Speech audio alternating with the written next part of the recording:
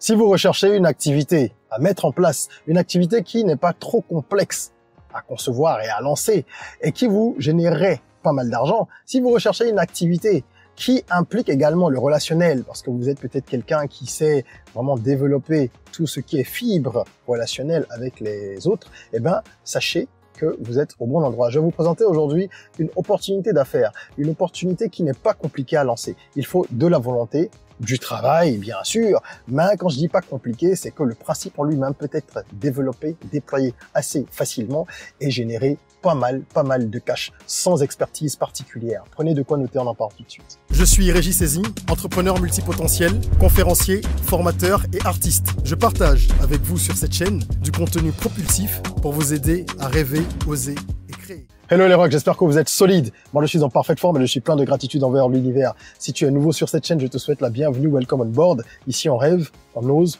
on crée, de notre mantra, soyons rock. Chaque jour, il y a une nouvelle vidéo propulsive sur cette chaîne. Nous parlons de business, d'entrepreneuriat, de développement personnel, de mindset, d'éducation financière et d'actualité de temps en temps.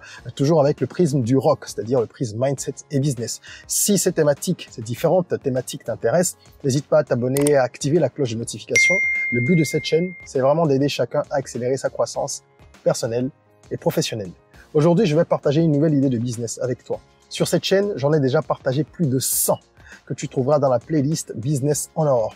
Et à chaque fois, je présente les idées selon un process très simple. Je vais vous dire de quoi il s'agit. Ensuite, je vous parlerai des atouts du business, de ses contraintes, de ses challenges, parce qu'il faut être franc, transparent et réaliste. Et nous verrons, pour finir, combien il faut investir, combien est-ce qu'on peut générer, ainsi que des astuces qui vont permettre de déployer le business convenablement, parce que l'idée, c'est la fondation, c'est très important, mais il faut ensuite ériger les murs, faire le gros œuvre, la finition, etc. Et ça va être l'exécution, ça va être la projection, ça va être également la planification.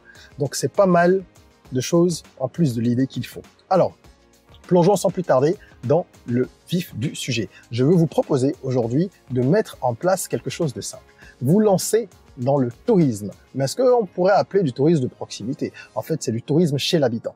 On appelle ça comme ça. Vous allez proposer des expériences authentiques et immersives à toutes ces personnes qui veulent visiter votre pays, mais qui voudraient avoir une expérience réaliste, une expérience réelle, une expérience authentique. Et le problème que l'on vient résoudre ici, c'est simplement apporter une alternative au tourisme classique qui est assez éloigné de la réalité généralement. Donc nous, on va offrir une véritable immersion, comme je l'ai dit, dans la culture locale et ça va permettre aux autres de côtoyer la réalité de votre environnement. Ils vont participer à la vie de façon, on va dire, simple, de la façon la plus authentique possible. Ils seront vraiment dans le vif du sujet, voilà, pour reprendre cette expression, et ils vont pouvoir découvrir le quotidien des habitants de votre pays, partager leur mode de vie, les traditions, les coutumes, etc.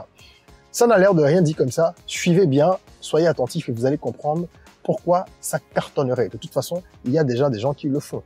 Seulement que ce n'est pas le type de tourisme dont on parle le plus, alors qu'il y a beaucoup d'argent dans cette façon de faire et de voir les choses. Quelles sont les raisons pour lesquelles ce business va marcher? Premièrement, il faut comprendre que c'est une tendance. Pour apporter une solution, il faut qu'il y ait un problème et une opportunité. Et l'opportunité, elle est réelle puisque on a une demande croissante pour ce type de tourisme. Les gens sont à la recherche de l'authenticité de plus en plus dans tous les domaines, dans tous les secteurs. À votre avis, pourquoi est-ce que tout ce qui est Airbnb, location saisonnière donc, ça marche de plus en plus? Parce que les gens sont fatigués d'aller à l'hôtel. Évidemment, il y aura toujours une frange de la population qui ira dans les hôtels classiques. Mais il y a de plus en plus de personnes qui veulent avoir un contact véritable avec les populations quand elles arrivent dans un pays. Donc la tendance étant croissante, ce besoin de proximité, ce besoin d'authenticité, vous allez capitaliser là-dessus grâce aux expériences immersives que vous allez proposer et qui sont largement demandées. Ensuite, il y a ce qu'on appelle en anglais USP, Unique Selling Proposition, c'est-à-dire c'est la proposition de valeur. C'est pas vraiment l'avantage concurrentiel, mais allez, ça y ressemble un peu, on va dire les choses simplement. Vous allez proposer quelque chose qui, pour les gens, va être très différent de ce qui est déjà sur le marché. Donc, votre circuit touristique va pouvoir trouver son public. parce qu'il est différent.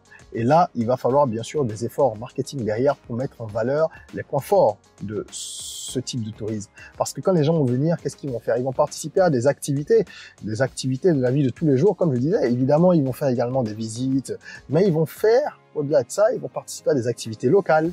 Ils vont aller au marché avec vous, ils iront chez le tailleur, ils vont pas être uniquement avec un guide qui les amène voir des lieux et ensuite ils rentrent dans leur chambre d'hôtel, non. Donc c'est une expérience particulière.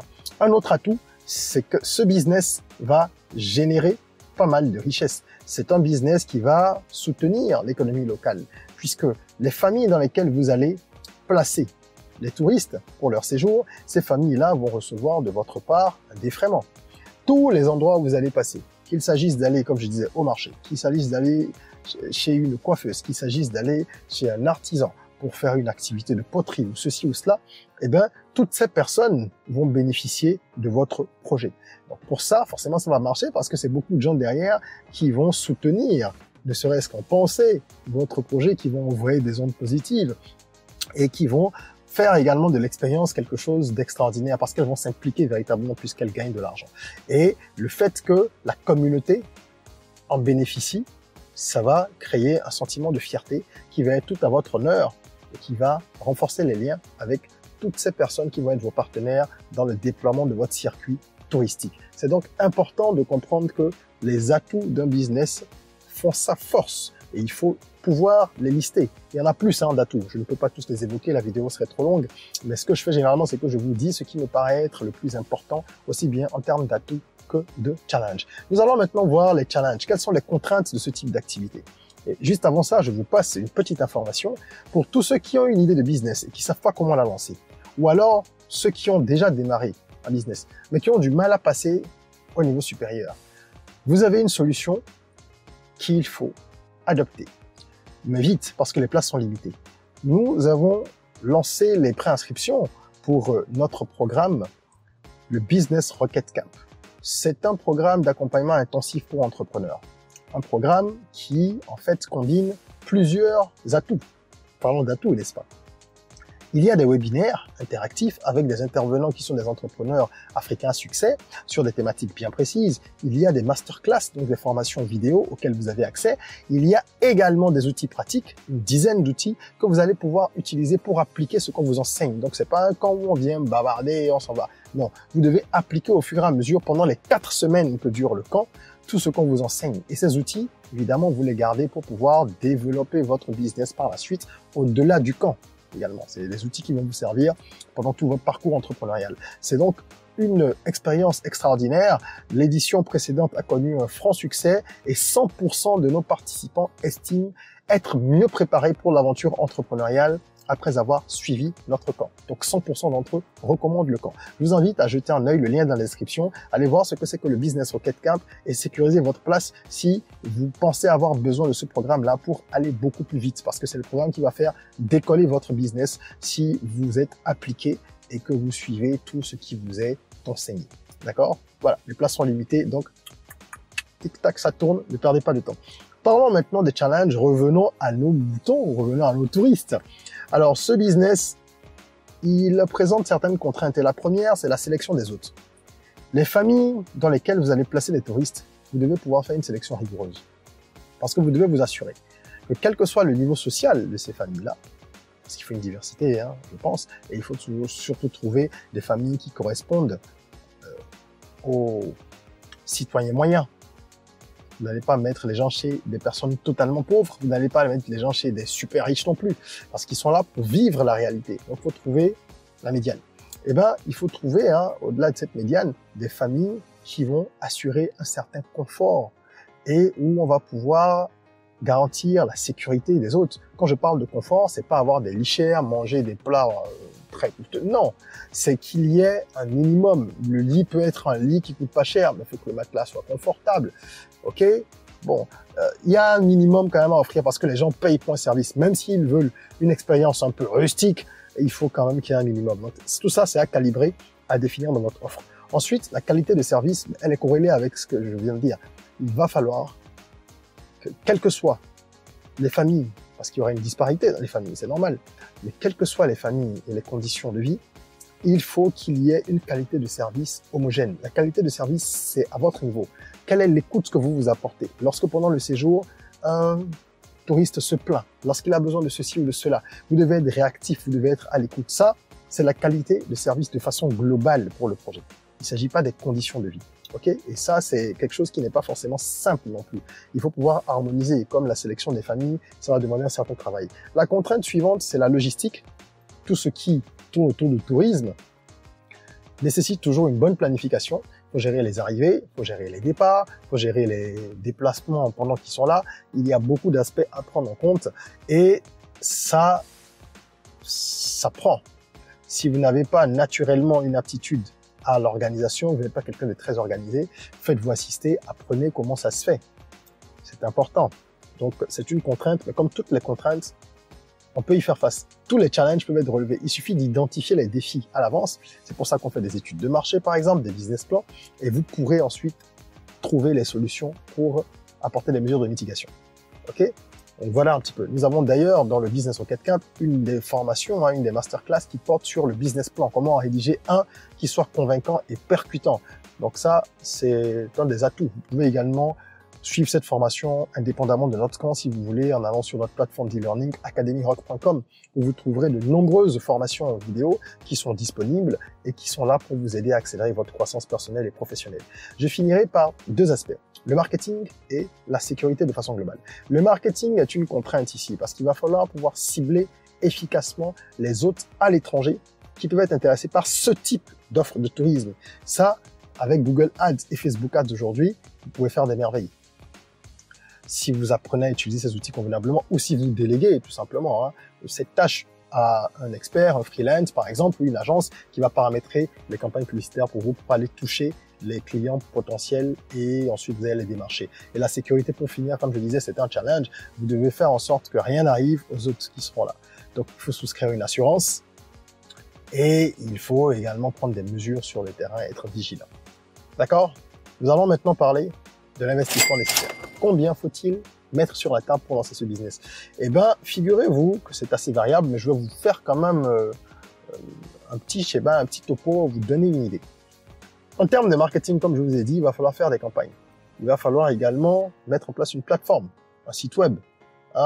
Il y aura les pages sur les réseaux sociaux, mais il faut un site web institutionnel, corporate. Ça donne toujours davantage confiance. Et donc, il sera entouré, ce site-là, entouré par un réseau de réseaux sociaux, donc les différentes pages sur les réseaux que vous allez animer pour montrer ce que vous faites, pour faire la promotion de la destination, etc., etc. C'est comme ça que vous allez attirer l'attention sur votre offre. Donc ça demande de l'argent. Il faut faire également du référencement, donc naturel et payant, pour que le site se retrouve dans les meilleurs résultats quand on fait des recherches. Voilà un petit peu ce qu'il faut financer globalement. Le personnel, ceux qui vont travailler avec vous, vous pourrez les défrayer au fur et à mesure. Au début, vous n'aurez pas de coût élevé tant que vous n'avez pas de touristes. Même si vous embauchez quelqu'un à temps plein pour vous aider à monter l'offre et tout ça, ça va pas vous coûter extrêmement cher.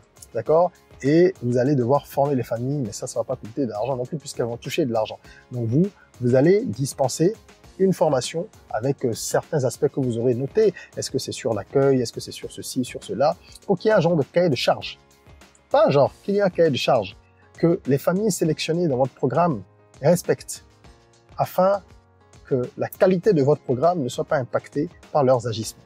Donc voilà un petit peu ce qu'il va falloir financer et évidemment, le plus important, le circuit.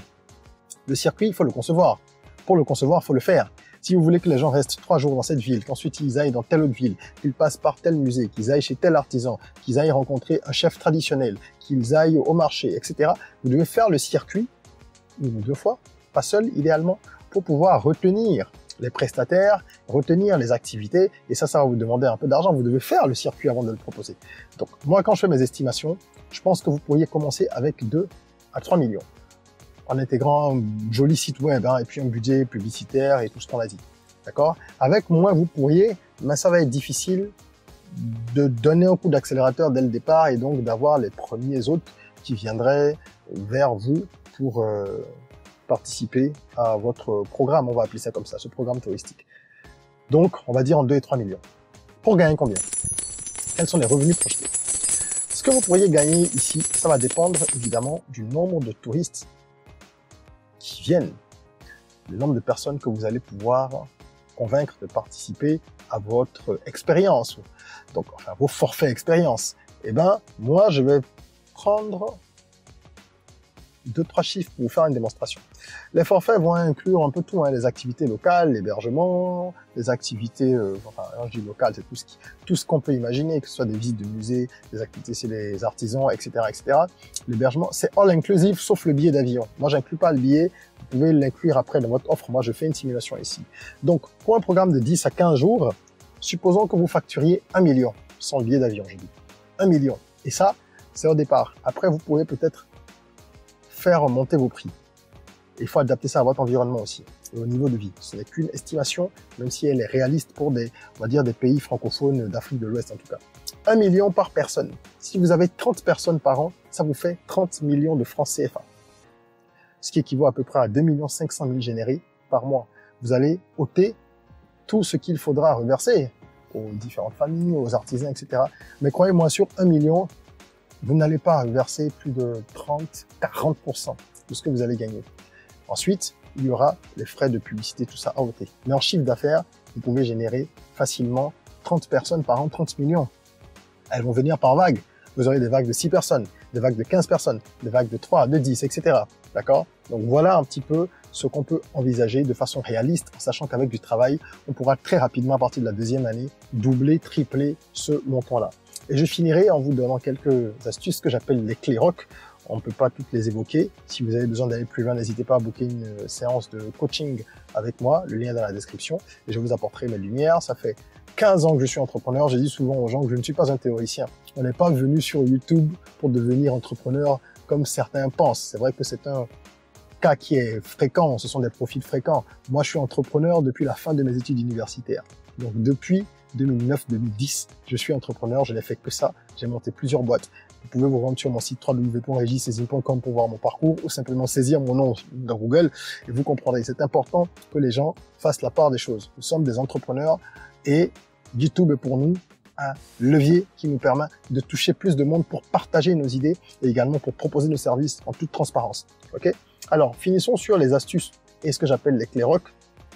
Déjà, votre marketing digital doit être efficace et ciblé parce que ça va être votre canal d'acquisition de clients prioritaire. Ensuite, le bouche à oreille fera son job. Hein.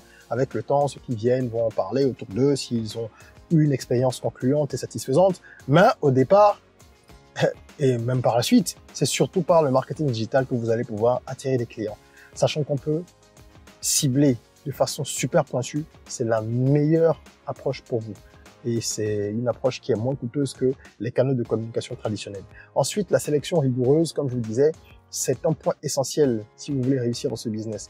Bien sélectionner les familles hôtes, celles qui vont accueillir les touristes. C'est également important de prévoir une expérience diversifiée. Il faut qu'il y ait une gamme d'activités élargie. Les gens doivent pouvoir mener des expériences dans l'artisanat, des expériences culinaires, doivent pouvoir aussi toucher un peu à la culture et même peut-être tout ce qui est un peu cultuel, mais dans le versant toujours folklorique, d'accord? Mais c'est ce que vous avez le plus important. Ce que vous avez de plus cher, c'est votre culture. C'est ça que vous pouvez vendre aux autres et pas ce qu'ils connaissent déjà. Ok? Ensuite, il faudra bien sûr une collaboration solide avec la communauté et les différents acteurs que vous faites intervenir. C'est important de prévoir, par exemple, dans les activités, une activité qui serait une activité sociale, humanitaire, avec les touristes. Ils vont adorer ça, d'accord? Et faut pas non plus négliger les retours d'expérience parce que c'est ça qui permet de vendre. Hein. Comme on appelle les retours d'expérience dans notre jargon, social proof. Dans le jargon marketing, c'est preuve sociale. Donc, c'est ce que les gens vont partager, les feedbacks, les témoignages que vous allez mettre sur votre site, sur vos réseaux sociaux. C'est ça qui va attirer davantage de monde. Voilà. C'est ce que je voulais partager avec vous. Merci d'avoir suivi cette vidéo. J'espère qu'elle vous a plu et qu'elle inspirera plus d'un à se lancer dans cette activité ou dans une autre. Mais il faut se lancer. Il faut arrêter de dire j'ai peur de ci, j'ai peur d'échouer, j'ai peur de perdre mon argent, j'ai peur de ci, j'ai peur de ça. On prend quelques précautions, on se jette à l'eau et on avance. Autrement, les opportunités, elles ne viendront pas à vous pour se concrétiser en plus. Aujourd'hui, on a l'opportunité avec Internet d'avoir accès à beaucoup d'infos. C'est ce que vous êtes en train de faire. Là, vous avez accès à de l'information. Mais l'information qui n'est pas utilisée n'a aucun intérêt. L'information, c'est le pouvoir lorsqu'elle est utilisée à bon escient. N'oubliez pas non plus de vous abonner. Hein. En attendant qu'on se retrouve pour une nouvelle vidéo, prenez soin de vous, de votre corps, mais aussi surtout de votre mind. Et rêvons, osons, créons, soyons rock.